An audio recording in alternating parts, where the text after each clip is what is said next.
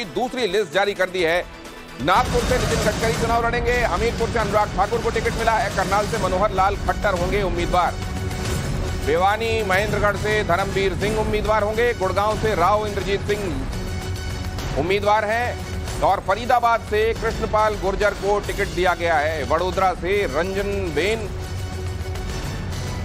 धनंजय भट्ट को टिकट मिला है। वलसाड़ से धवल पटेल भारतीय जनता पार्टी के उम्मीदवार होंगे। मुंबई नॉर्थ से पीयूष गोयल को टिकट मिला है और पूर्वी दिल्ली से हर्ष मल्होत्रा को टिकट दिया गया है।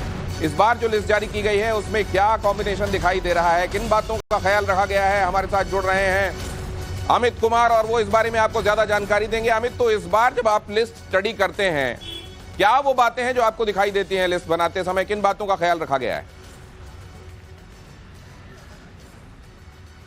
देखिए, मुझे लगता है सबसे बड़ी बात कि एक ही चीजें इंपॉर्टेंट है, वो है जो जीतेगा उसी को टिकट दिया जा रहा है। और उसमें एक नाम एक और नाम जो महत्वपूर्ण नाम है वो है अनिल बलूनी, जो कि मीडिया प्रमुख है, यहाँ पर राज्यसभा सांसद थे, उनकी राज्यसभा खत्म हुई तो उनको गढ़वाल से चुनाव लड़ाने के लिए उनके नाम का ऐलान हुआ है। और देखिए, इसमें कई नाम कटे भी हैं, लेकिन सबसे महत्वपूर्ण चाहे कुछ मंत्री भी कटे हैं, जैसे कि जरदोश है जो कि सूरत से सांसद थी, मंत्री थी, उनका भी टिकट कट गया है। इस तरह से कई ऐसे लोग भी हैं, लेकिन विजिबिलिटी जो है वो सबसे महत्वपूर्ण है। और लेकिन बिहार, जैसे कि बिहार में भी चर्चा तो पूरी हुई थी, लेकिन समझौता क्योंकि नीतीश कुमार के साथ आखिरी दौर की बातचीत बची हुई है और कहा जा रहा है कल या परसों तक में ऐलान हो जाएगा। 17 की 17 सीटों पर बीजेपी ने उम्मीदवार तय कर लिया है, लेकिन उनका ऐलान नहीं किया है। तो ये जो सीटें हैं, जो 72, पहली लिस्ट जो थी 195 की थी, दूसरी लिस्ट 72 की है और इसमें कर्नाटक है, उत्तराखंड है, त्रिपुरा है, तेलंगाना है और वो सीटें हैं जो कि आप देखिए, जैसे कर्नाटक में कई उम्मीदवार बदले गए हैं, लेकिन जेडीएस के साथ समझौता भी किया गया। उस हिसाब से जो इम्पोर्टेंट लोग थे, आप देखिए तेजस्वी सूर्या को टिकट मिला है, वहां पे सदानंद गौड़ा जो है वो अपनी सीट छोड़ दिए, उन्होंने पहले कह दिया था चुनाव नहीं लड़ेंगे।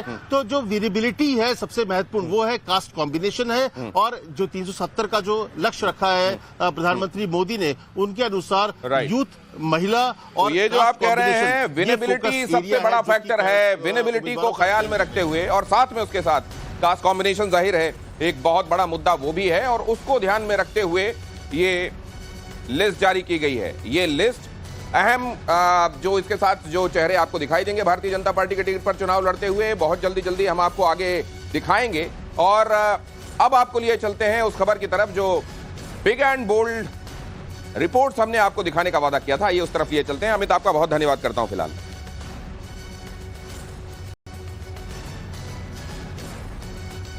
लेकिन एक जो इससे जुड़ा हुआ महत्वपूर्ण पहलू है वो भी मैं आपको बता दूं।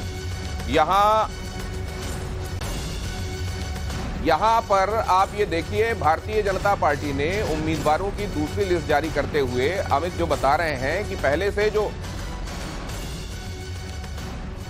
सांसद रहे हैं उनमें से भी जिनके बारे में यह देखा गया कि कहीं एंटी इनकम्बेंसी इनके संदर्भ में काम कर सकती है, उनको फिर अब इस बार टिकट के संदर्भ में रिपीट नहीं किया जा रहा है। मनोज हमारे साथ जुड़ रहे हैं, पिंकी हमारे साथ जुड़ेंगे, अमित लगातार आपको खबर दे रहे हैं और वो लगातार वो लिस्ट को पढ़ भी रहे हैं, अभी आप देख रहे होंगे, ताकि आपको बता सकें कि वो कौन से इंपॉर्टेंट पहलू हैं जिनको ध्यान में रखते हुए इस बार कैंडिडेट्स का चयन किया जा रहा है भारतीय जनता पार्टी की तरफ से।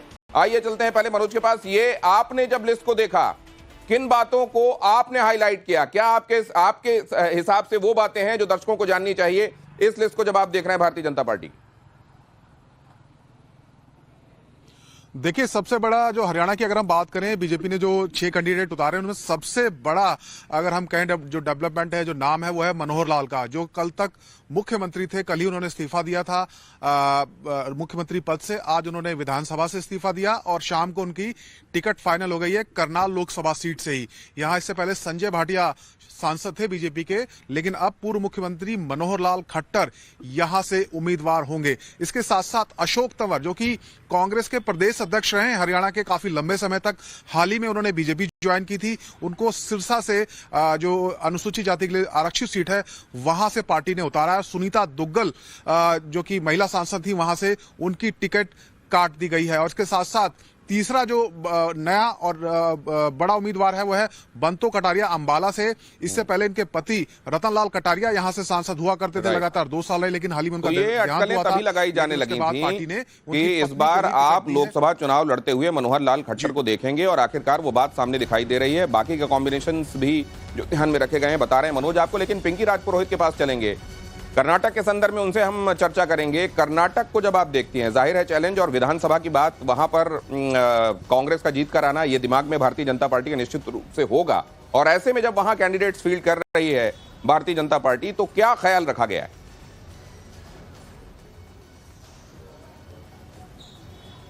देखिएगा, कर्नाटका की लिस्ट की बात करें तो जहां पर बीजेपी को लगता था कि शायद खतरा हो सकता है, वहां पर उन कैंडिडेट्स को जो है कहीं और से मौका दिया गया। जैसे कि हम बात करें शोभा करंदलाजे की, तो अब उन्हें जो है बेंगलुरु नॉर्थ से मौका दिया गया है। और साथ ही बसवराज मुंबई जो पूर्व मुख्यमंत्री है, उन्हें भी जो है हावेरी से मौका दिया गया है। इस पूरी लिस्ट पर अगर नजर डालें तो प्रताप सिम्हा और साथ ही अनंत कुमार हेगड़े को जो है मौका नहीं दिया गया है। जाहिर सी बात है कि हाईकमान को शायद उनका जो रिसेंट बयान था 400 के अगर पार अगर सीटें आती है तो कॉन्स्टिट्यूशन जो है वो रीराइट किया जाएगा। तो ये तमाम बयान और साथ ही प्रताप सिम्हा की अगर बात करें तो लोकसभा प्रीमाइसेस में, संसद के प्रीमाइसेस में जिस तरह का सिक्योरिटी ब्रीच देखा गया, ये हाईकमान के पास जो है कुछ नागवार गुजरा, और शायद यही कारण है कि उनका भी पत्ता जो है वो कट चुका है। लेकिन अगर पूरी लिस्ट पर नजर डालें तो जाहिर तौर पर उन तमाम चेहरों को मौका दिया गया जिनको लेकर बीजेपी काफी कॉन्फिडेंट दिखाई दे रही है। शिवमोगा से जो है येडियुरप्पा के बेटे राघवेंद्र को फिर एक बार मौका दिया गया। और उधर देखिए अमित भी इशारा कर रहे हैं, अमित ने भी एक महत्वपूर्ण फैक्टर वो भी शेयर करना चाहते हैं आपके साथ। बताइए अमित। नहीं, मुझे लगता है देखिए कर्नाटक में पहले भी आपको याद हो उदासी थे, सदानंद गौड़ा थे, उन लोगों ने पहले ही कह दिया था कि वो चुनाव नहीं लड़ेंगे। इस बार एक चीज देखिए कि बीजेपी की ने एक बहुत अच्छे तरीके से जिनको टिकट काटना भी है उनको भी ऑन बोर्ड किया। हर्षवर्धन को अगर याद हो दिल्ली से उन्होंने खुद जानकारी दी, गौतम गंभीर ने खुद जानकारी दी कि वो चुनाव अब नहीं लड़ना चाहते हैं। तो अमित आपके पास मनोज और आपके पास पिंकी, मैं लौटूंगा, और क्योंकि यहाँ वक्त की कमी है, बाकी रिपोर्ट्स बिग एंड बोल्ड की जो मैंने